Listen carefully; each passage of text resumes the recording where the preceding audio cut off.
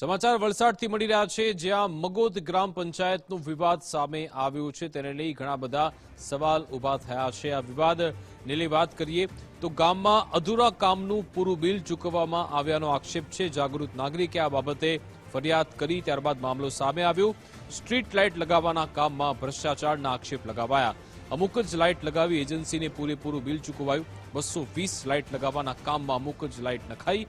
ભ્રષ્ટાચારને લઈ સરપંચ દ્વારા લોલો બચાવ કરાયો. સાહેબ દ્વારા બિલ પાસ કર્યાનું રટણ સરપંચે કર્યું. સમગ્ર મામલે તટસ્થ તપાસ થાય તેવી પણ ગ્રામજનોએ માંગ કરી છે.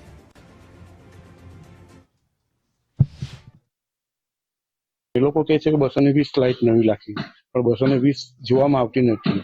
એટલે અમે ફરિયાદ કરી કે સાહેબ આમાં શું છે. પછી મને જાણ થતા એવું ખબર પડી કે આ તો કંઈ 7.5 થી ઉપરનો કંઈ ફિગર જાય છે લાખનો. તો સાહેબ એ તો કોઈ ફિગર દેખાતો જ નથી.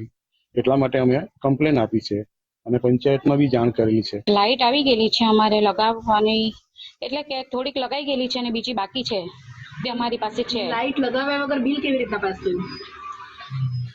મંડળને બિલ પાસ થઈ ગયા છે. એ અમુક લાઇટ લગાવવાની બાકી છે હજુ. પણ પૂરેપૂરી લાઇટ લાગી નથી ત્યાં સુધી બિલ કઈ રીતે પાસ થયા? કોણે પાસ કર્યા બિલ? સાહેબ લોકોએ કરી પાસ. કયા સાહેબ લોકોએ? બેટા બિલ પાસ કેવી રીતે થયા અમારે એ જાણવું છે.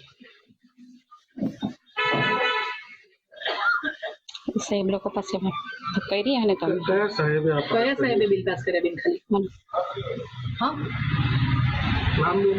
નામ સાહેબનું મને ખબર નથી નામ. વલસાડના મગોદ ગ્રામ પંચાયતની અંદરની ભ્રષ્ટાચારની ફરિયાદ ઉઠી છે. ત્યારે જાગૃત નાગરિક દ્વારા એક ફરિયાદ કરવામાં આવી હતી કે વલસાડના મગોદ ગામની અંદરમાં કુલ 200 થી 20 જેટલી સ્ટ્રીટ લાઇટો લગાવવાની વાત આવી છે. ત્યારે મગોદ ગ્રામ પંચાયત ખાતે અમે આજરોજ ઉપસ્થિત થયા હતા.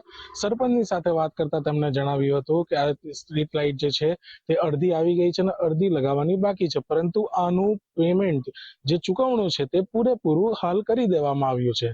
ઓનલાઈન જેમ પોર્ટલ પરથી જે મળેલી માહિતીના આધારે અને જાગૃત નાગરિક દ્વારા જે ફરિયાદ કરેલી હતી તેના આધારે અમે અહીં આવ્યા હતા અને તપાસ કરતા અમને જાણવા મળ્યું કે ઘણી બધી સ્ટ્રીટ લાઇટો આ વિસ્તારમાં લાગી નથી, પરંતુ જે પ્રમાણે ચૂકવણું કરી દેવામાં આવ્યું છે જેને લઈને ભ્રષ્ટાચારની અહીં ગંધ દેખાઈ રહી છે. જે પ્રમાણે ગ્રામજનો અત્યારે આક્ષેપ કરી રહ્યા છે કે જે લાઇટો લગાવવામાં આવી છે તેમાં પણ ઘણી બધી લાઇટો જૂની છે અને સ્ટેન્ડ પણ તેમના લગાવવામાં નથી આવ્યા, પરંતુ ચૂકવણું કોન્ટ્રાક્ટરને પૂરેપૂરું કરી દેવામાં આવ્યું છે.